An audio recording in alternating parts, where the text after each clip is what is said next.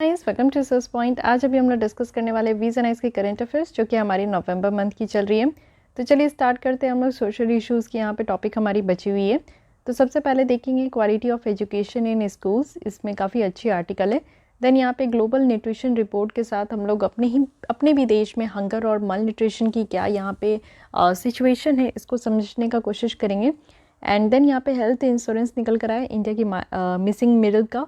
And then all India survey on domestic workers के ऊपर भी एक अच्छी आर्टिकल है, इसे हम लोग समझेंगे। तो चलिए स्टार्ट करते हैं हम लोग अपनी आज की आर्टिकल्स। स्टार्ट करने से पहले आप लोग अगर वीज़ा नाइस की टेस्ट सीरीज़ जो प्रीलिम्स 2022 के लिए है वो स्टार्ट हो चुकी है। 4 टेस्ट आपका कंप्लीट हो गया है। तो अगर आप लोग ज्वाइन करना चाहते हो तो डिस्क्रिप्शन बॉक्स में ईमेल आईडी है, वहाँ से आप लोग मेल करके ज्वाइन हो सकते हो। चलिए स्टार्ट करते हैं quality of education in school. Recently क्या हुआ है कि नेशनल अचीवमेंट जो सर्वे है और जो एसर सर्वे है, एसर रिपोर्ट जो है annual status of education report, ये अभी निकल कर आया है, जिससे कि हम लोग अपने देश में और जो स्कूल है, स्कूल में क्वालिटी ऑफ एजुकेशन कैसी है इसको देखेंगे। तो सबसे पहले हम लोग यहाँ पे एनएएस की देख लेते हैं, नेशनल अचीवमेंट सर्वे। तो एक्चुअली ये नेशनली रिप्रेजेंटेटिव लार्ज स्केल है सर्वे, जिसमें कि बच्चों की लर्निंग कितनी है, बच्चे कितना सीख पा रहे हैं, इस चीज़ को इस सर्वे के थ्रू देखा जाता है। और ये अंडरटेकन किसके हैं, तो ऑब्वियस है कि मिनिस्ट्री ऑफ एजुकेशन के अंदर होगा। साथ ही साथ अगर हम लोग एनएएस की बात करें 2021 की, तो इसमें कुछ इन्फॉर्मेशन यहाँ पे प्रोवाइड किया गया है कि व्हाट इंडियाज़ स्टूडेंट्स नो, यानी कि हमारे देश के बच्चे क्या जानते हैं और क्या वो जो है ग्रेड में है, उनका क्या सब्जेक्ट है, चाहे वो नेशनल लेवल पे हो, स्कूल स्टेट लेवल पे हो या डिस्ट्रिक्ट लेवल के स्कूल टाइप हो। जब यहाँ पे आपका सर्वे प्रोसीड हो रहा था तो टीचर्स जो पूरे राज्य में है वो बच्चों को नोटिस किए, पर्टिकुलरली ग्रेड 3 से 5 यानी कि स्टैंडर्ड 3 से लेकर 5 तक बच्चों को यहाँ पे नोटिस किया गया कि वो कितना क्वेश्चन अगर आप लोग देखते हो या कोई बच्चा क्वेश्चन देखता है तो वो क्या सेंस करता है, क्या फील करता है, किस तरीके से एनालाइज करता है और फिर उस क्वेश्चन को कितना टैकल करता है। And filling the OMR sheet, it means के आंसर जो फिल करना होता है OMR शीट में, तो वो कितने हद तक यहाँ पे करेक्ट फिल कर पाए। तो ये चीज़ें हैं कि बच्चों को पूरी तरीके से कितना वो सीख पा रहे हैं, इस चीज़ को एनालाइज किया जाता है एनएएस में। अब ऐसे रिपोर्ट की अगर हम लोग बात करें तो this is very very important. Okay, ये स्टार मार्क आप लगा सकते हो, इतनी इंपॉर्टेंट ऐसा रिपोर्ट है। यहाँ पे क्या होता है ना कि एक एनजीओ है जिनका नाम है प्रथम एजुकेशन फाउंडेशन। इनका हर साल का आप देखो कि ये यहाँ पे एक सर्वे करते हैं, जिनका मेन एम है कि हमारे जो बच्चे हैं ना वो स्कूल में कितना इनरोलमेंट ले रहे हैं, कितने बच्चे स्कूल जा रहे हैं पढ़ने के लिए, और बेसिकली यहाँ पे बच्चों की लर्निंग लेवल क्या है हर एक डिस्ट्रिक्ट में, और ये आपको हर एक राज्य में देखने को मिलेगा कि ये रिपोर्ट इनकी सर्वे होती है। एसर की अगर हम लोग बात करें तो हर एक साल यानी कि 2005 से ये स्टार्ट किए, तो जितने भी ग्रामीण डिस्ट्रिक्ट है, बेसिकली ये आप देखो कि ग्रामीण डिस्ट्रिक्ट पे ये एसर रिपोर्ट ज़्यादा फोकस करती है। यहाँ पे देखते हैं कि बच्चे कितना सीख पा रहे हैं, कितना समझ पा रहे हैं। ये लार्जेस्ट सिटीजन लीड सर्वे है इंडिया का, इसलिए एसर रिपोर्ट जो प्रथम एनजीओ के द्वारा चलाई जाती है, सो ये बहुत ही ज़्यादा इंपॉर्टेंट है। अगर हम लोग देखें यहाँ पे तो एसर जो है ये हाउस होल्ड बेस्ड है, ना कि स्कूल बेस्ड। आप लोग देखते हो कि जो एनएएस है वो स्कूल बेस्ड है, कि स्कूल में बच्चे कितना जा रहे हैं, किस तरीके से सीख रहे हैं, वो क्वेश्चन देख के कितना एनालाइज कर पा रहे हैं, आंसर किस तरीके से दे रहे हैं। But what is different in Acer, Acer report में ये देखा जाता है कि घर घर जाकर देखा जाता है कि बच्चे अगर घर पे हैं तो क्या वो सीख पा रहे हैं, क्या उनको उस तरीके का एजुकेशन मिल पा रहा है। तो ये चीज़ें आप बेसिक डिफरेंस देख सकते हो कि हाउस होल्ड बेस्ड यहाँ पे आपका सर्वे होता है। तो इसी अगर पेंडेमिक के कॉन्टेक्स्ट में देखें तो एसर सेंटर जो है वो अपना फोकस स्विच कर दिए। इट मीन्स कि अब वो ये देखते हैं कि लर्निंग अपॉर्चुनिटी कितना है 2020 में, और ये एक लार्जेस्ट रिपोर्ट बनकर निकल कर आया था। अब इस बार की जो 2021 की रिपोर्ट है, इसकी हम लोग बेसिक हाइलाइट्स देखते हैं। यहाँ पे एक क्लियर शिफ्ट देखने को मिला है। इट मीन्स कि यहाँ पे प्राइवेट टू गवर्नमेंट स्कूल्स में यहाँ पे शिफ्ट देखने को मिला, वो भी सारे ग्रेड्स में, और दोनों यानी कि बॉयज़ और गर्ल्स दोनों की यहाँ पे देखी गई। जो प्रोपोर्शन है बच्चों का जो कि ट्यूशन ले रहे, तो ट्यूशन लेने वाले बच्चों यहाँ पे बढ़ गए। ये 2018 से 2021 के बीच का ये आपका डेटा बताया जा रहा, जस्ट बिकॉज क्योंकि बीच में पैंडमिक है। तो पैंडमिक के पहले का क्या सिनेरियो है और पैंडमिक के बाद का क्या सिनेरियो है, इस चीज़ को इस एसर रिपोर्ट में आपका एनालाइज किया गया है। सारे ग्रेड्स में बताया जा रहा है कि 2/3 जो सारे इनरोल्ड बच्चे हैं उनके पास घर पे स्मार्टफोन है, और क्वार्टर है जिनके पास फुल एक्सेस है अपने स्टडीज़ का। इट मीन्स कि उनके पास किताब वगैरह भी है, उनके पास सही उनको सारे फैसिलिटीज़ मिल रहे हैं। तो ये आप समझ सकते हो कि टोटल का सिर्फ 2/3 है बच्चे जिनके पास स्मार्टफ़ोन है और बाकी बच्चों के पास स्मार्टफ़ोन्स घर पे नहीं है। और जैसा कि कोविड के टाइम पे जो पैंडेमिक आया, तो पैंडेमिक के टाइम में आप देखो कि ऑनलाइन क्लासेस ज़्यादा चल रहे थे। आज भी देखो जैसे ही थर्ड वेव की यहाँ पे सूचना मिली है, सारे schools, college, institutions, coaching institution सब बंद हो गए। तो बच्चे क्या करेंगे? बच्चे ऑनलाइन ही क्लासेस देखेंगे। अब ऑनलाइन क्लास तभी देख पाएंगे ना, या तो उनके एरिया में इंटरनेट फैसिलिटी हो या तो मोबाइल की फैसिलिटी हो। दोनों होनी चाहिए, या तो वाली बात नहीं है। अगर इंटरनेट है और मोबाइल नहीं तो फिर क्या ही फ़ायदा, या फिर मोबाइल है इंटरनेट नहीं तो क्या ही फ़ायदा। तो दोनों चीज़ें होनी चाहिए। अब यहाँ पे समझते हैं कि क्वालिटी एजुकेशन क्या होता है और इसका कितना महत्व है। अगर बात करें तो आप देखो कि कोई स्टैंडर्ड डेफिनेशन नहीं है। कहीं पे भी आप अगर आपसे भी पूछा जाए कि आपकी क्या ओपिनियन है, what do you think about quality education, what is quality education, तो आप क्या बोलोगे? एक सेकंड के लिए आप यहाँ पे वीडियो पॉज कर सकते हो, आंसर आप लोग कमेंट बॉक्स में लिख सकते हो। आप लोग देखना, एक दूसरे की भी आंसर पढ़ना, हर कोई एक डिफरेंट ही एंगल में यहाँ पे बात करेंगे। तो यहाँ पे आप देखो कि ऐसा कोई क्वालिटी एजुकेशन का कोई एक डेफिनेशन नहीं है। कॉमनली ये ऐसे अंडरस्टूड किया जाता है ना कि social, emotional, mental, physical and cognitive development हो रहा है एक बच्चे का। यहाँ पे आप देखो कि जो बच्चे होते हैं ना, वो अपने लाइफ के लिए, कि वो अपना बेटर लाइफ कैसे जी सके, इस चीज़ के लिए वो यहाँ पे सीखते हैं। अब क्वालिटी एजुकेशन की सिग्निफिकेंस क्या है? सबसे पहली बात है कि किसी इंडिविजुअल के डेवलपमेंट में एक क्वालिटी एजुकेशन होनी चाहिए। शिक्षा तो हर किसी को मिल जाता है, बट वो जो क्वालिटी वाली एजुकेशन है वो बहुत कम ही लोग यहाँ पे ले पाते हैं। क्वालिटी एजुकेशन से मुझे ऐसा लगता है ना कि अवेयरनेस, अगर आप कुछ भी पढ़ रहे हो, चाहे वो साइंस हो, हिस्ट्री हो, आपका यहीं पे सोशल साइंस ही क्यों ना, पॉलिटी हो, इकोनॉमिक्स हो, इतने सारे सब्जेक्ट हम लोग पढ़ते हैं, ज्योग्राफी हो, लेकिन अवेयरनेस होना चाहिए कि जो भी आप पढ़ रहे हो, क्या उसको आप बेटर तरीके से समझ पा रहे हो, उसको आप एनालाइज कर पा रहे हो अपने रियल लाइफ में, उस चीज़ को जो है कहीं ना कहीं रिलेट कर पा रहे हो कि नहीं।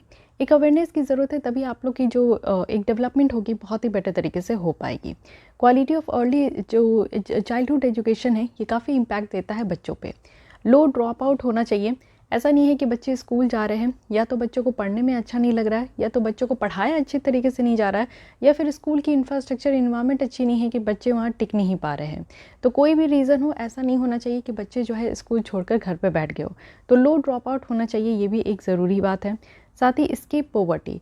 आप देखो कि गरीबी, बहुत बच्चे ऐसे होते हैं जो कि ऐसे फैमिली बैकग्राउंड से आते हैं जिनके पास बुक तक खरीदने के लिए पैसे नहीं होते, बट वो मेहनत करते हैं और मेहनत करके एक दिन ऐसी जगह पे जाते हैं जब वो अपनी लाइफ को बिल्कुल टर्न कर लेते हैं, अपनी जो स्टेटस है उसको टर्न कर लेते हैं। तो ये एक बहुत अच्छा मौका होता है कि हम लोग अपने पैर पे खड़े हो। इट मीन्स कि हम लोग यहाँ पे ऐसा काम कर सके जिससे कि हम लोग खुद को तो सर्वाइव कर पाए, किसी पे हम लोग को आश्रित होने की ज़रूरत नहीं है, किसी पे डिपेंडेंट होने की ज़रूरत नहीं है, हम लोग खुद का ख्याल कर सके। और ऐसा बनने का कोशिश कीजिए कि आपके सराउंडिंग्स को भी आप जो है उनका भी ख्याल कर सको, है कि नहीं। तो ये एक बहुत अच्छा तरीका है। अगर आपके पास क्वालिटी एजुकेशन है, आपके पास स्किल्स है, तो फिर आप लोग कहीं पे भी काम करोगे, आप लोग अर्न कर सकते हो, और साथ ही साथ अपनी ज़िंदगी और अपने एनवायरनमेंट की, अगल बगल जितने लोग हैं उनकी ज़िंदगी को संवार सकते हो। तो पॉवर्टी अपने आप ही ख़त्म हो जाएगा अगर सारे लोग इस तरीके से पढ़ने की तरफ आए और एक बेटर तरीके से पढ़ाई को एक पॉजिटिव वे मिले। ऐसा नहीं कि ये एक बर्डन है कि पढ़ना है तो मन नहीं कर रहा है, या फिर तो ऐसे सोचते हैं। हाँ, ये एक नेचुरल है, बट इसके अलावा भी आप समझो कि आप पढ़ोगे, अच्छा एग्ज़ाम्स लिखोगे, पास करोगे, तभी आपकी लाइवलीहुड अच्छी हो सकती है। एक पॉजिटिव स्पिल ओवर्स है। देखिए, एजुकेशन का वैल्यू जो है ना, वो किसी एक इंडिविजुअल तक रेस्ट्रिक्ट नहीं होना चाहिए। ये हमारे पूरे सोसाइटी को बेनिफिट करता है। मैं अभी कही कि आपका डेवलपमेंट होगा और आपके सोसाइटी का डेवलपमेंट होगा। अगर आप एक अच्छे पोजीशन पे जाते हो तो इससे सिर्फ आपको फ़ायदा नहीं होगा, आपके अगल बगल रहने वाले लोगों को भी फ़ायदा होता है। तो अगर हमारे देश में एक स्ट्रॉन्ग एजुकेशन है तो इससे हेल्थ भी यहाँ पे बेनिफिट हो पाता है, क्योंकि जब आप पढ़ोगे, जब आप चीज़ों को समझोगे, तब आपको पता चल पाएगा कि ये हेल्थ इज़ वेल्थ है। आपको हेल्थ को कितना ज़्यादा ख्याल रखना होगा, कितना ज़्यादा आप इसके लिए केयर कर सकते हो। तो ये सारी बातें, इसलिए क्वालिटी एजुकेशन जो है हमारे इनइक्वालिटीज़ को कम करता है। अगर आप पढ़े लिखे हो, एक बेटर शिक्षित हो, तो फिर आप समझ सकते हो कि हमारे देश में बहुत जगह इनइक्वालिटीज़ है, विभिन्नताएँ बहुत ज़्यादा है। तो उस चीज़ को, उस गैप को कम करोगे, जेंडर इक्वालिटी पे फोकस करोगे। ये जो लड़के और लड़कियों में जो भेदभाव है, जो हम लोग बचपन से देखते आ रहे हैं, कहीं ना कहीं इस चीज़ को आप ओवरकम कर पाओगे जब आप एक अच्छी एजुकेशन ले लोगे, स्किल ले लोगे, आपके पास अवेयरनेस आ जाएगी। तब आपको पता चलेगा कि सब एक ही है। बस ये हमारा पैदा होने के बाद इस चीज़ को डिफ्रेंशिएट कर दिया जाता है कि अच्छा, ये लड़की है तो इनके लिए डूज़ एंड डोंट्स है, ये लड़के हैं तो इनके लिए डूज़ एंड डोंट्स है। ये डिफ्रेंशिएट हम लोग करते हैं, ऐसा कुछ एज सच कहीं लिखा हुआ नहीं है। तो फिर इस चीज़ को भी आप ओवरकम करोगे। साथ ही सस्टेनेबल डेवलपमेंट गोल है। आप देखो कि मोस्ट इफेक्टिव मीन्स है कि हम लोग यहाँ पे अगर बेटर क्वालिटी एजुकेशन देते हैं, आपका गोल नंबर यहाँ पे 3rd और या 4th है, क्वालिटी एजुकेशन 4 है। तो इसमें क्या होता है ना कि सस्टेनेबल डेवलपमेंट गोल को भी आप अचीव कर पाओगे। पीपल्स को यहाँ पे स्किल की ज़रूरत है जिससे कि वो सस्टेनेबल इकॉनमी का जो आइडिया है ना उसको सपोर्ट मिल सके। तो एक ऐसी बेसिक चीज़ है शिक्षा, हेल्थ। अगर आपके पास अच्छी शिक्षा है और आपका हेल्थ अच्छा नहीं है तो भी आप कुछ नहीं कर सकते, और आपके पास अच्छा हेल्थ है और अच्छी शिक्षा नहीं है तो भी आप कुछ नहीं कर सकते। तो ये जो कॉम्बो है ना, डेडली कॉम्बो है एक हेल्दी हेल्थ का और साथ ही साथ आपका क्वालिटी एजुकेशन का। तो इसके महत्व को समझने का कोशिश कीजिए। इसके बाद बताया जा रहा है कि इशू क्या क्या है। अगर हम लोग स्कूल एजुकेशन सिस्टम में देखें तो क्या क्या यहाँ पे इशू है। सबसे पहली बात है कि यहाँ पे क्वालिटी ऑफ एजुकेशन पे ज़्यादा ध्यान नहीं दिया जाता है। आप स्कूल्स में देखो तो बेसिकली यहाँ पे फोकस किया जाता है कि बच्चे ज़्यादा से ज़्यादा स्कूल में पढ़ने आए, बट स्कूल में पढ़ने क्या आए और स्कूल में उनको पढ़ाया क्या जा रहा है इस चीज़ पर फोकस कम किया जाता है। Focus on rate based learning है। जैसे आप देखते हो कि बहुत बच्चों पे एक प्रेशर होता है कि आपको अच्छे मार्क्स लाने हैं, आपको क्लास में टॉप करना है। तो ये चीज़ें क्या होती है ना कि बच्चे रटना स्टार्ट कर देते हैं रैदर दैन किसी चीज़ को समझना। तो बच्चों को ये बताना है ना कि उनको एक चीज़ों को समझिए। साइंस है, साइंस आपको विजिबल है, साइंस आपको अपने आंखों के सामने देखने को मिलेगा। मैथ्स ये कैलकुलेटिव है कि आपके माइंड को शार्प करता है। तो हर एक चीज़ को समझने की ज़रूरत है रैदर दैन रट्टा मारने की ज़रूरत है। साथ ही फाउंडेशनल लर्निंग जो है उसकी भी ज़रूरत है। उसके बाद one size fit for all teaching model है। आप देखो कि हमारे यहाँ के जो टीचर्स होते हैं उनकी अपनी अलग अलग कैपेसिटी है, लेकिन हमारे यहाँ ऐसा रूल है ना कि एक ही ऐसी साइज़ है जो कि कहा जाता है कि एक जूते हैं उनको सबको ही पहनना है। आपके घर में 5 लोग हैं, क्या आप एक ही साइज़ के जूते लाकर आप लोग 5 लोग पहन सकते हो? नहीं पहन सकते हो। तो ऑब्वियस सी बात है कि हमारे देश में भी आप देखो कि कोई राज्य ऐसे है जहाँ पे कम एजुकेशन यहाँ पे प्रोवाइड किया गया है, बच्चों को एजुकेशनल क्वालिटीज़ कम दी जाती है। कुछ ऐसे राज्य है जहाँ पे बहुत शिक्षित राज्य कहा जाता है, जैसे आप केरल वगैरह देख लो, है कि नहीं। तो हम लोग को यहाँ पे फोकस करने की ज़रूरत है कि हर एक राज्य में डिफरेंट अगर यहाँ पे एजुकेशनल क्वालिटीज़ है, लेवल है, तो उस हिसाब से ध्यान देने की ज़रूरत है। अनहेल्दी कंपटीशन है। सबसे बड़ी बात है, आप देखो कि 9th से पहले तो ऐसा लगता है कि बच्चों को बस रट्टा मार के पढ़ा दो, वो पास हो जाते हैं, अच्छे परसेंटेज आ भी जाते हैं, स्कूल में कोई ज़्यादा फोकस भी नहीं करता, राइट। लेकिन एक्चुअल गेम स्टार्ट होता है 9th स्टैंडर्ड से। 9th स्टैंडर्ड में कंपार्ट लगना स्टार्ट होता है, फिर आपका 10th आता है, 12th आता है। तो मेनली लोग फोकस करते हैं ना कि अच्छा बोर्ड एग्जाम्स देना है, उससे पहले कोई फोकस ही नहीं करता। उसके पहले तो बस ऐसा लगता है कि हाँ ये एक ड्यूटी है, पढ़ लो, मार्क्स लिया और कहानी ख़त्म हो जाती है। तो ये एक अनहेल्दी कॉम्पिटिशन है ना। बच्चे आपस में कॉम्पीट नहीं कर पाते, स्टेट अपने आपस में कॉम्पीट नहीं कर पाते, तो फिर उसके बाद वो हेल्दी रह नहीं सकता है। लैक्यूना है असेसमेंट में। आज के डेट में जो आप करंट असेसमेंट फ्रेमवर्क देखते हो ये काफ़ी डिफ़िकल्ट है कि जिससे कि हम लोग यहाँ पे एक इफ़ेक्टिव मेजर्स ले सके या फिर जो बच्चों की परफॉर्मेंस है सिस्टम लेवल पे उसको ट्रैक कर सके। तो ये भी एक कमी देखने को मिलता है। साथ ही टीचर्स की जो यहाँ पे इंगेजमेंट है नॉन टीचिंग टास्क में, अगर एक रिपोर्ट के हिसाब से देखें जो कि national institute of educational planning और एडमिनिस्ट्रेशन है, इसमें ये बताया गया है कि जो टीचर्स के एनुअल स्कूल आवर्स है ना, जो कि यहाँ पे तो टीचिंग एक्टिविटीज़ में इनका जो यहाँ पे स्कूल में आते हैं और सिर्फ ओनली 19% ऐसे टीचर्स हैं जो कि टीचिंग एक्टिविटीज़ में इन्वॉल्व है। बाकी टाइम आप देखो वो नॉन टीचिंग एक्टिविटीज़ में ज़्यादा इन्वॉल्व होते हैं। जैसे एक तो सबसे बड़ी प्रॉब्लम मुझे लगती है अपने देश में कि इलेक्शन ड्यूटीज़। आप देखो इलेक्शन आते ही रहते हैं हर एक राज्य में, आप देखो कि रंग बिरंगे टाइम में आते रहते हैं और उसमें सारे टीचर्स के सब लोग एंगेज्ड हो जाते हैं। फिर डेटा कलेक्शन में भी यहाँ पे टीचर्स को भेजा जाता है, कुछ सर्वे में भी टीचर्स को लगाया जाती है। तो बहुत जगह आप देखो कि टीचर्स ऐसा कहा जाता है कि सिर्फ टीचिंग करते हैं, but non teaching activities teachers की बहुत ज़्यादा होती है।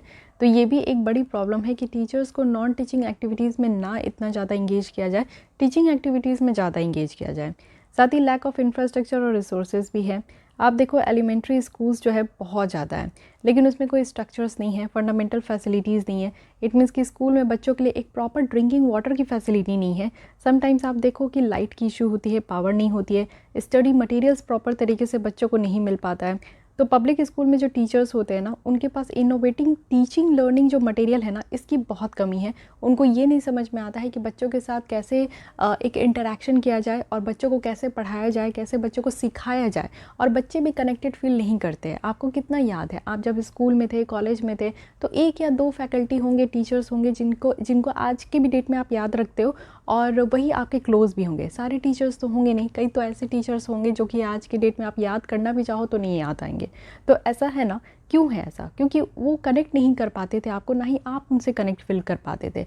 लेकिन कुछ-कुछ टीचर्स जो है अपने बियॉन्ड लिमिटेशन से जाकर भी वो बच्चों का ख़्याल रखते थे। जैसे मेरे को भी मेरे स्कूल में, मेरे कॉलेज में मुझे ऐसे फैकल्टीज़ मिलते थे, बट वो पूरे जितने भी फैकल्टीज़ हैं उसमें से 1 या 2 ही ऐसे होते थे, है कि नहीं?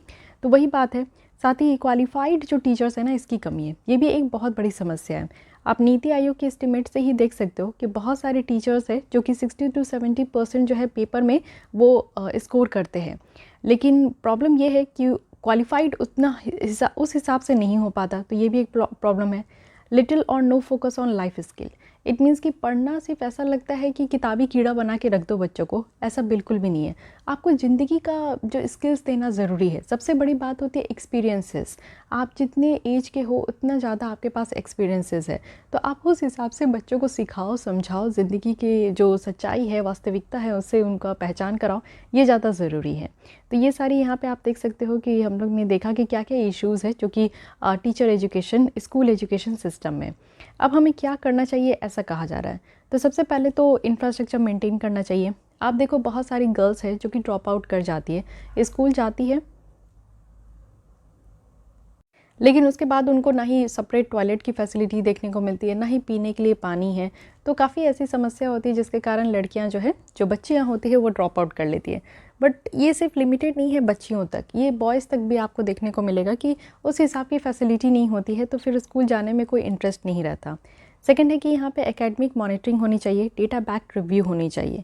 इट मीन्स कि डेटा को कलेक्ट करने पे ज़्यादा ध्यान देनी चाहिए, जो क्वालिटी असेसमेंट इनसाइट है, और डेटा भी यहाँ पे कलेक्ट करना चाहिए। यानी कि आप देखो जो भी अथॉरिटी है वो हर एक स्कूल जाकर विजिट करे, टाइम टू टाइम वो देखे कि हाँ बच्चे फोकस्ड होकर पढ़ पा रहे हैं कि नहीं पढ़ पा रहे। ये सब बहुत ज़्यादा ज़रूरी है। ट्रांसपेरेंट और क्रेडिबल सिस्टम होनी चाहिए एक्रेडिशंस का, जो कि हाई क्वालिटी टीचर एजुकेशंस के लिए है।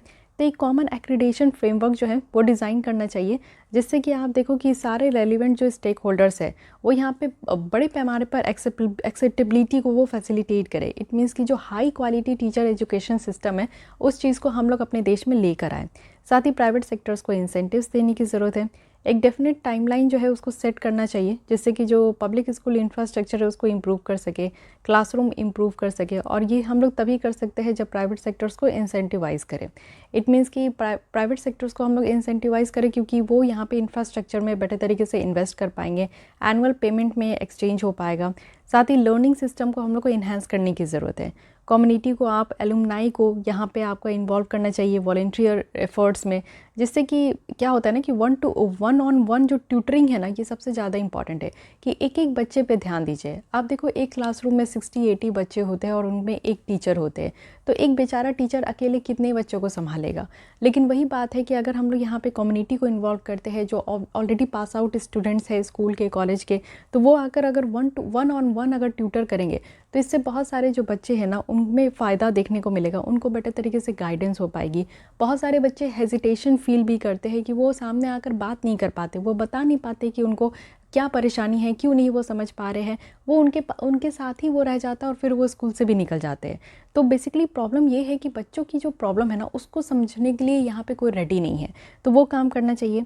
साथ ही एक्सपेरिमेंटल लर्निंग हो, यानी कि एक्सपेरिमेंट करो, इस चीज़ को अडॉप्ट करना चाहिए। हैंड ऑन लर्निंग होनी चाहिए, स्टोरी टेलिंग बेस्ड पेडागोगी होनी चाहिए कि बच्चों को स्टोरी सुनाया जाए, उससे ज़्यादा चीज़ें जो है ना वो आपके माइंड में भी इनकलकेट हो पाता है। साथ ही लिवरिंग टेक्नोलॉजी, ऑब्वियस है कि टेक्नोलॉजी का इस्तेमाल तो भरपूर करना चाहिए।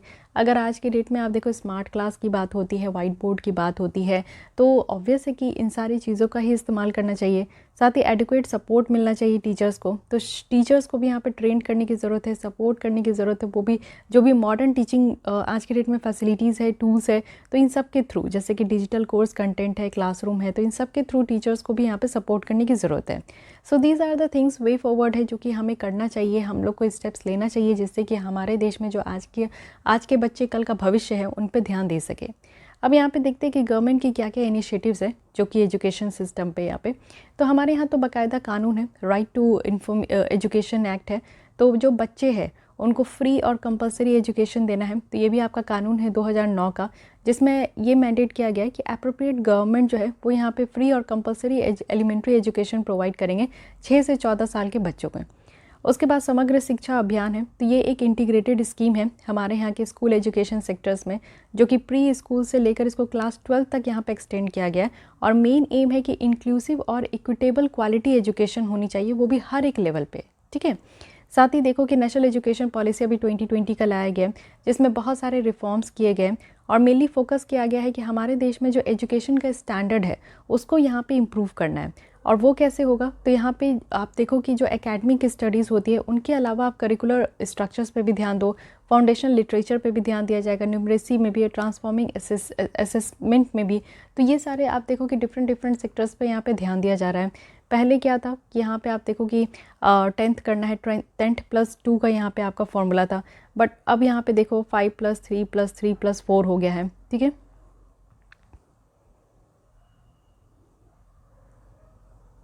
तो इतनी यहाँ पे गवर्नमेंट इनिशिएटिव है, इसको भी ध्यान देना है। अब देखिए यहाँ पे पुअर क्वालिटी एजुकेशन जो हमारे इंडियन स्कूल्स में है, उसके लिए यहाँ पे कुछ हाइलाइट्स किया गया कि क्या क्या फैक्ट है। 2019 की जो एसर की रिपोर्ट आई थी, उसमें ये बताया गया था कि ओनली 16% जो स्टूडेंट है क्लास 1 में, वो यहाँ पे सर्वे किए गए थे रूरल डिस्ट्रिक्ट में, जो कि यहाँ पे टेक्स्ट को पढ़ सकते हैं, उनकी जो किताब है उनको वो रीड कर सकते हैं। वहीं अगर 40% की बात करें तो वो लेटर्स को भी रिकॉग्नाइज़ नहीं कर रहे। इट मीन्स कि उनको पता भी नहीं है कि अल्फ़ाबेट्स क्या है, लेटर्स क्या है। सिर्फ यहाँ पे 51% जो बच्चे हैं क्लास 3 के, वो यहाँ पे क्लास 1 की जो बुक है उसको रीड कर पा रहे हैं। तो आप समझ सकते हो कि कितनी पुअर कंडीशन है हमारे देश में। वहीं अगर NIS की 2017 की यहाँ पे रिपोर्ट देखें, तो इनके द्वारा बताया गया है कि ओनली 45% जो स्टूडेंट है ना, वो यहाँ पे अपने टारगेट को अचीव कर पा रहे हैं। वहीं 2009 की अगर बात करें तो इंडिया की रैंक 72 थी, वो भी 73 नेशन में। इट मीन्स कि आप देखो कि हम लोग नीचे से टॉप कर गए। और किस में, तो पीसा टेस्ट में। पीसा टेस्ट ये वही टेस्ट है जिसमें हमारी खूब बेइज्जती हुई थी कि हमारे देश के बच्चों को कुछ नहीं आता है, लेकिन अब फिर से हम लोग यहाँ पे थोड़ा हिम्मत जुटा है और 2021 में जो पीसा टेस्ट होने वाली थी, आई थिंक ये पोस्टपोन्ड हो गया, तो उसमें हम लोग यहाँ पे अब पार्टिसिपेट करेंगे। तो इसमें हमारी रैंक बहुत पुअर थी, लेकिन अब यहाँ पे पार्टिसिपेट करेंगे और देखते हैं कि अब यहाँ पे रिजल्ट क्या होगा। ओके, इसके बाद आप देख सकते हो कि गुड क्वालिटी जो अगर कैरेक्टरिस्टिक देखें कि गुड क्वालिटी एजुकेशन की क्या क्या कैरेक्टरिस्टिक होती है, तो सबसे पहली बात है कि वेल डिज़ाइन करिकुलम होनी चाहिए। जैसे आप अपनी दिनचर्या को पूरी तरीके से देख कर चलते हो, समझ के चलते हो, उसको प्लान करके चलते हो, एक रूटीन होती है आपकी लाइफ की, उस तरीके से बच्चों की भी एकदम प्रॉपर रूटीन होनी चाहिए। Safe and secure learning environment होनी चाहिए। जहाँ पे भी बच्चे पढ़ने जा रहे हैं उनको यहाँ पे इनसिक्योर जैसी फील नहीं होनी चाहिए। सेफ्टी भी होनी चाहिए और सिक्योर्ड भी होनी चाहिए। साथ ही इफ़ेक्टिव फाइनेंसिंग और इंफ्रास्ट्रक्चर फैसिलिटी हो, पीने के लिए पानी हो, सेपरेट टॉयलेट हो बॉयज़ एंड गर्ल्स के लिए, खेलने के लिए बड़ी सी प्लेग्राउंड होनी चाहिए, या फिर आप देखो गेम जोन हो, बच्चे पढ़े और खेले, सब कुछ करना होगा तभी बच्चों को मज़ा आएगा। वेल ट्रेंड एंड मोटिवेटेड यहाँ पे टीचर्स होने चाहिए। टीचर्स की भी बहुत ज़्यादा अहम रोल होती है, इवन टीचर्स की ही अहम रोल होती है जब बच्चे स्कूल में टिक पाते हैं। बहुत सारे टीचर्स थे जो कि डराते हैं, मारते थे, धमकाते थे, बहुत सारा मुर्गा मुर्गी बनाते थे, आप लोग भी रिलेट कर पाते हो। तो वैसे टीचर्स के क्लास में पढ़ने का बिल्कुल भी मन नहीं करता था, राइट। तो बच्चों को किस तरीके से पढ़ाना है, तो उस हिसाब से वेल ट्रेंड और मोटिवेटेड टीचर्स की भी ज़रूरत है। साथ ही वैल्यूज़ एंड एथिक्स, ये तो बहुत ज़्यादा ज़रूरी है कि बच्चों को हर पग पग पे बताना पड़ता है कि बेटा क्या सही है क्या गलत है, क्योंकि उन्हें कुछ नहीं पता है, वो ब्लैंक चेक के जैसा है। तो इसलिए वो ब्लैंक चेक के जैसे होते हैं, तो इसलिए वैल्यूज़ एंड एथिक्स पे भी ध्यान देने की ज़रूरत है। So this is all about the quality of education in schools. I hope कि आपको बहुत सारे पॉइंट्स मिले होंगे और यहाँ पे समझ में भी आया होगा कि हमारे देश में कहाँ कमी है और किस तरीके से यहाँ पे काम हो रही है। तो NIS की सर्वे देखे, साथ ही एसर रिपोर्ट देखे, क्वालिटी एजुकेशन देखे, इसकी क्या सिग्निफिकेंस है, कहाँ लूपहोल्स है, कहाँ काम करना चाहिए और गवर्नमेंट की क्या इनिशिएटिव है, इन सारे टॉपिक्स पे, मुद्दे पे हम लोग बात कर चुके हैं। नेक्स्ट अगर आते हैं हम लोग यहाँ पे हंगर एंड माल न्यूट्रिशन पे। और माल न्यूट्रिशन की बात करें तो न्यूज़ में इसलिए है क्योंकि इंडिया की रैंक 101 है और 116 कंट्रीज़ में से। अब आप समझ सकते हो कि अगेन हेल्थ पर्सपेक्टिव से भी हम लोग कितने ज़्यादा पुअर स्टेटस में है हमारी। यहाँ पे आप देखो ग्लोबल हंगर इंडेक्स निकल कर आया है 2021 की, तो ये रैंक आपसे डायरेक्टली पूछ लिया जाता है, तो इसलिए इसको याद रखनी है। इट मीन्स कि आप समझो कि हम लोग साउथ एशियन नेबर्स में पाकिस्तान, बांग्लादेश, नेपाल से भी पीछे हैं। तो कितनी बुरी बात है कि पाकिस्तान जैसे शहर, बांग्लादेश जैसे शहर, चलिए पाकिस्तान से ही आप लोग सोच सकते हो कि हमारे यहाँ भूखमरी ज़्यादा है। ग्लोबल यहाँ पे कुछ हाइलाइट्स देख लेते। ये कहा जा रहा है कि ग्लोबल हंगर जो कि एक रिप्रेजेंट करती है यहाँ पे स्कोर 17.9, ये मॉडरेट कैटेगरी का है। ओके, तो यहाँ पे कॉन्फ्लिक्ट है, क्लाइमेट चेंज है, कोविड-19 पैंडेमिक है, जो कि एक मोस्ट पावरफुल फोर्सेस है जिसके कारण हम लोग देख रहे हैं कि हंगर जो है, भूखमरी ज़्यादा से ज़्यादा बढ़ती गई है।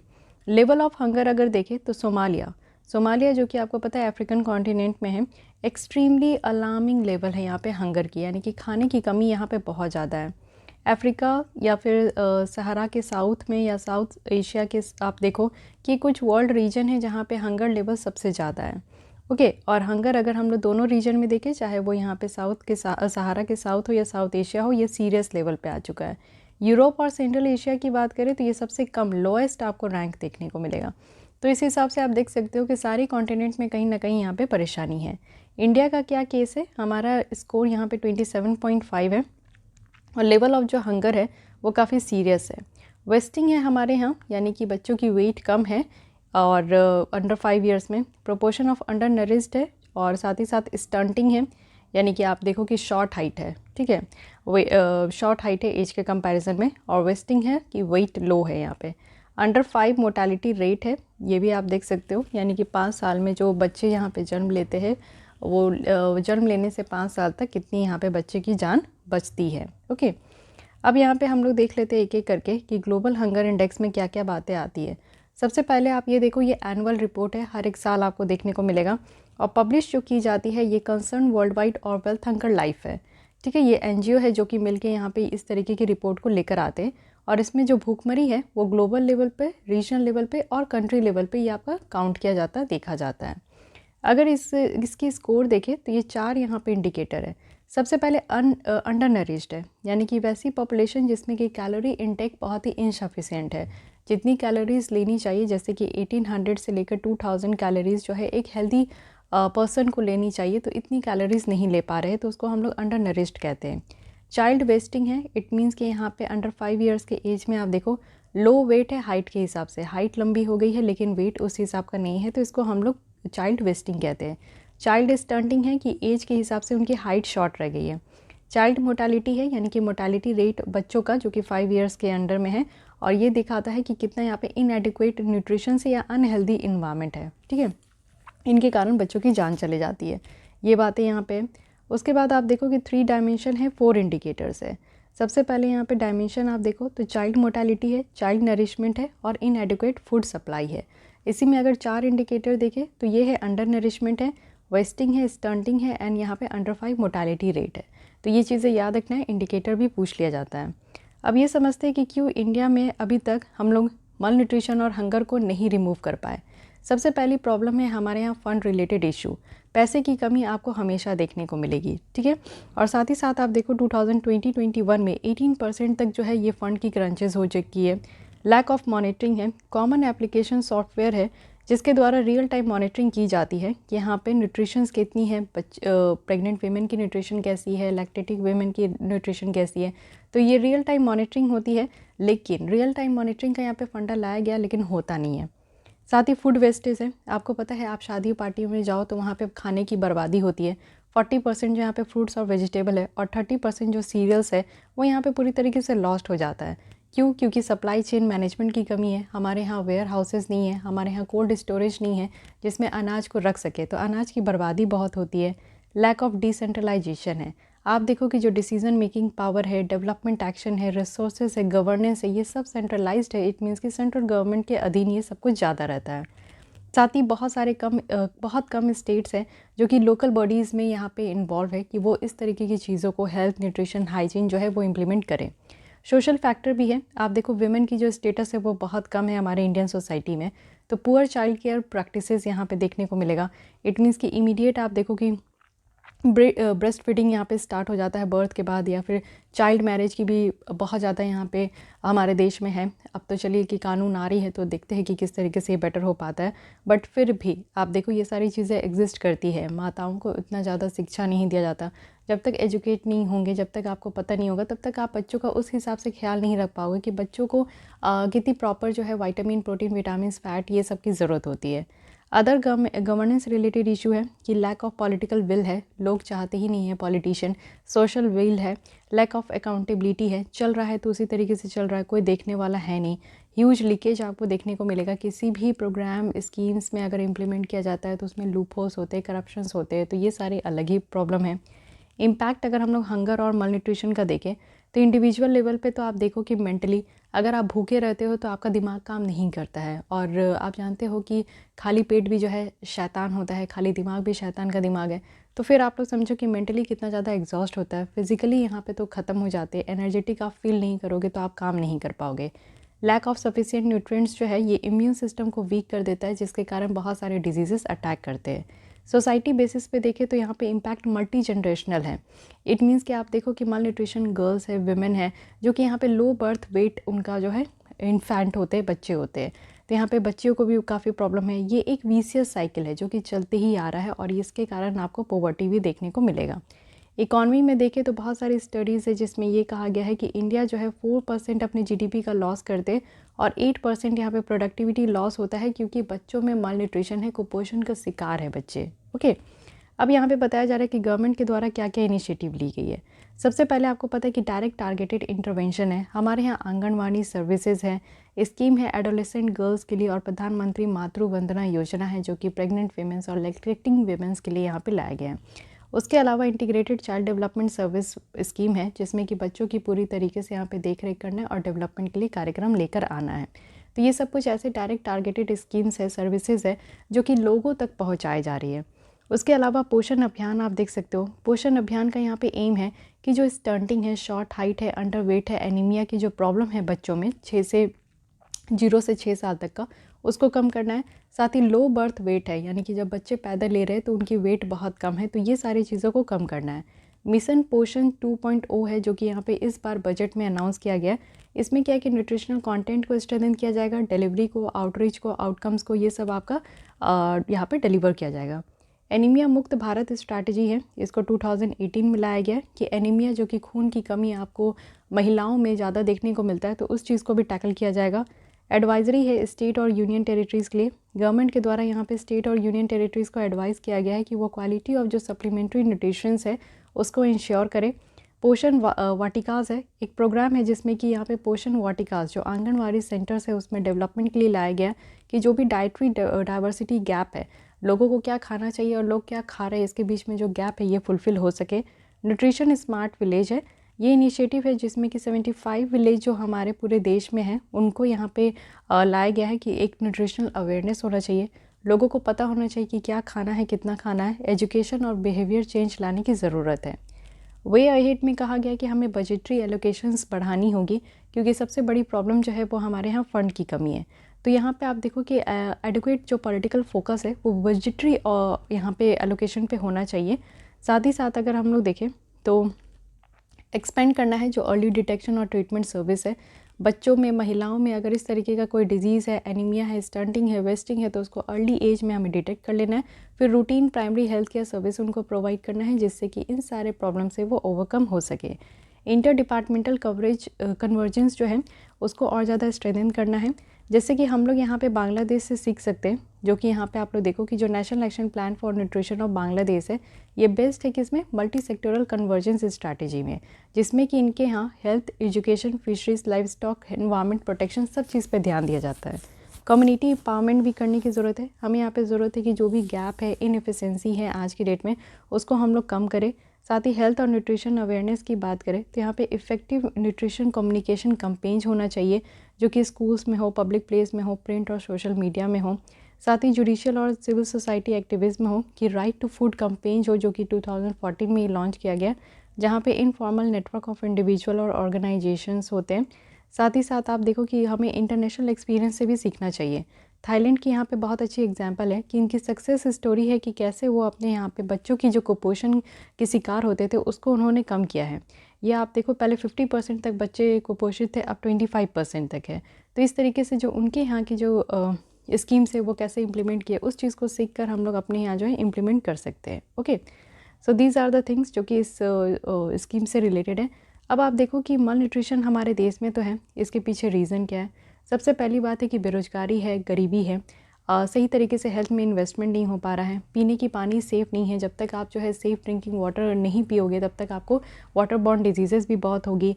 पुअर हेल्थ है, इंफ्रास्ट्रक्चर सही नहीं है, टेक्नोलॉजी की कमी है, हेल्दी डाइट की इग्नोरेंस है, अनहेल्दी लाइफस्टाइल है और लैक ऑफ प्रॉपर सैनिटेशन और हाइजीन है। So these are the common reasons है जिसके कारण हमें यहाँ पे malnutrition की प्रॉब्लम देखने को मिल रही है। Okay, so guys this is all about this article कि हंगर एंड न्यूट्रिशंस के अंदर जो हम लोग यहाँ पे ग्लोबल हंगर इंडेक्स देखे, इसके तहत हमने अपने देश में देखा कि क्या हाल चाल है और क्यों इंडिया में अभी तक आप देखो कि 70 साल हो चुके हैं और हम लोग आज़ादी का अमृत महोत्सव यहाँ पे सेलिब्रेट करें, लेकिन फिर भी अभी हम लोग भूखमरी और माल न्यूट्रिशन से पीछा नहीं छुटा पाए। तो क्या क्या रीज़न है ये सब हमने देखा और इसका इम्पैक्ट क्या होता है अगर हंगर और माल न्यूट्रिशन हमारे देश में है, लोगों तक है, बच्चों तक है, तो इसमें क्या हमारा इम्पैक्ट होगा, सरकार के द्वारा क्या इनिशिएटिव लिया गया है और क्या रीज़न है माल न्यूट्रिशन का, ये सारी चीज़ें हम लोग यहाँ पे डिस्कस किए। एक यहाँ पे और रिलेटेड न्यूज़ है कि कम्युनिटी किचन स्कीम है, सेंटर के द्वारा एक यहाँ पे ग्रुप ऑफ फूड सेक्रेटरीज बनाया गया है स्टेट के साथ और यहाँ पे सीनियर ऑफिसर्स है सेंट्रल गवर्नमेंट के कि वो यहाँ पे एक फ्रेमवर्क बनाए कम्युनिटी किचन स्कीम्स के लिए। ये सुप्रीम कोर्ट के द्वारा भी 3 वीक्स का यहाँ पे टाइम दिया गया सेंट्रल गवर्नमेंट को कि पैन इंडिया पॉलिसी उनको लेकर आना है। कम्युनिटी किचन की बात करें तो ये इंस्टीट्यूशन है जिसमें कि फ्री मील्स पहुँचाई जाएगी और जो भी इश्यूज़ है यहाँ पे भूखमरी और माल न्यूट्रिशन को लेकर उसको एड्रेस किया जाएगा। वर्ल्ड फूड सिचुएशन रिपोर्ट की बात करें तो सबसे पहले ये रिपोर्ट आपका FAO के द्वारा रिलीज़ की जाती है, that is Food and Agriculture Organisation. इस रिपोर्ट के द्वारा बताया गया है कि जो ग्लोबल सीरियल ट्रेड है स्पेशली वीट और राइस में, यहाँ पे stronger than earlier anticipated trend है। इट मीन्स कि आप देखते हो कि पूरी तरीके से वर्ल्ड वाइड आप देखो वीट और राइस की सबसे ज़्यादा यहाँ पे पैदावार होती है। तो ग्लोबल जो सीरियल प्रोडक्शन है और ट्रेड है वो यहाँ पे सबसे ज़्यादा रिकॉर्ड जो है यहाँ पे उनकी हाई रिकॉर्ड है। ओके, तो ये इस रिपोर्ट के बारे में ध्यान रखना और इसमें क्या बातें की गई है और कम्युनिटी किचन स्कीम भी काफ़ी इंपॉर्टेंट है तो इसको भी ध्यान रखनी है। ओके, सो नेक्स्ट देखेंगे हम लोग global nutrition report. So I think कि आज के लिए बस इतनी ही, रेस्ट ऑफ दी जो लेसन बची है मैं कल यहाँ पे कंप्लीट करा दूँगी। ओके, तो लैक ऑफ टाइम की वजह से मैं यहाँ पे आपका पूरा लेसन नहीं ले पा रही हूँ, लेकिन हाँ something is better than nothing कि आप डेली यहाँ पे 4 बजे कुछ तो ज़रूर पढ़ के जाओगे। 1-2 अगर आर्टिकल भी आपकी कंप्लीट हो जाती है तो ये मेजर आर्टिकल्स है। सोशल इश्यूज़ में आपका एजुकेशन हेल्थ जो है वो सबसे मेजर रोल प्ले करता है, तो इसके बारे में आपको कोई भी न्यू पॉइंट्स मिलता है तो अपने नोट्स में ऐड ऑन करते जाओ। तो आज के लिए बस इतनी ही, मिलती हूँ कल इसी टाइम पे। अगर आपको ये लेसन अच्छी लगती है तो लाइक कीजिए, अपने दोस्तों के साथ भी शेयर कर सकते हैं। फिर भी कोई डाउट कोई सजेशन है तो कमेंट करना ना भूलें। Thank you.